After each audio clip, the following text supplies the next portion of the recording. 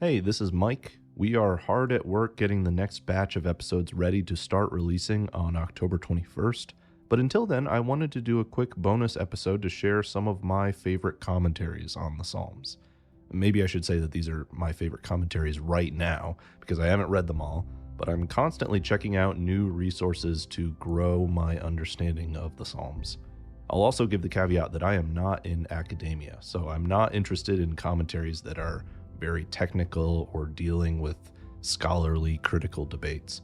I'm just a pastor who likes to learn, and these books have been the most helpful in my study for the podcast. And I think you'll find them worthwhile if you're a pastor or a ministry leader who wants to teach on the Psalms, but they'll also be helpful if you're just an ordinary Christian who wants to go deeper into these biblical prayers. So, I've got 3 books to recommend, plus a bonus 4th one that I just can't resist. I'll put the links to these books in the show notes if you want to look at them. The first one, and my favorite commentary by far, is the 2 short little volume set by Derek Kidner in the Tyndale Old Testament Commentaries series. And when I say short, they are small books, but they are so rich. I love Derek Kidner's commentaries. I call him Saint Derek. Kidner was a British Old Testament scholar and an Anglican priest, and he was a master of concise brilliance. It's just amazing how much he fits into a brief word count. And I always find his insights to be clarifying and even devotional. Like I said, they're 2 volumes, but because they're so short, they're also a bit cheaper than other books, so that's a benefit.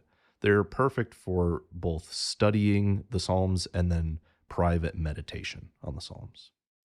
The second one that I like is the 2-volume set by C. Hassell Bullock in the Teach the Text commentary series. Bullock was an Old Testament professor at Wheaton College, my alma mater, and he was also a pastor. Bullock is a bit more technical than Kidner. He dives into the Hebrew and such. But what I appreciate most about this commentary are the connections that he observes between the different Psalms. This is something I had never noticed before doing this podcast. How Psalms that are right next to each other will often share vocabulary and themes. They'll inform each other.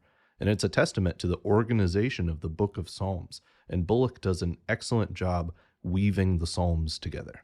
See what I did there? One more thing about Bullock is that this commentary builds on another book he wrote called Encountering the Book of Psalms, which explores the different genres of Psalms like lament and wisdom and praise and so on.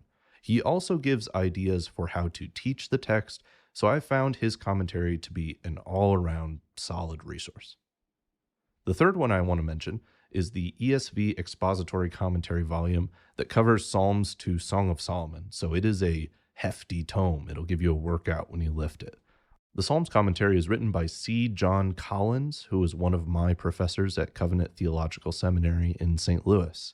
Dr. Collins was the Old Testament chairman for the ESV Study Bible, and because he's Presbyterian, I appreciate his emphasis on the Psalms in the context of the covenants between God and the people of Israel.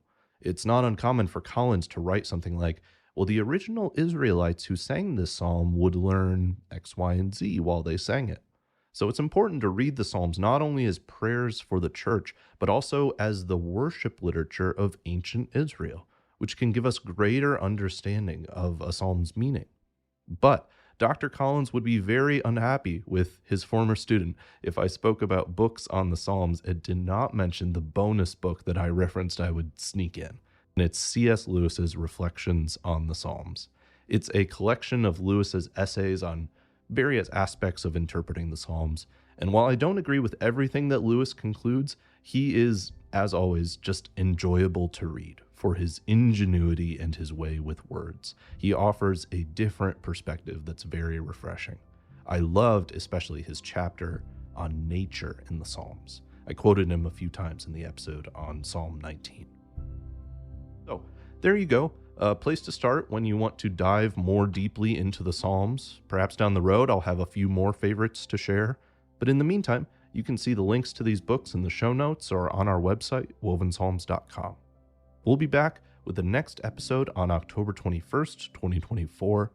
And until then, in the spirit of Psalm 2, may you find blessing and refuge in the Anointed Son.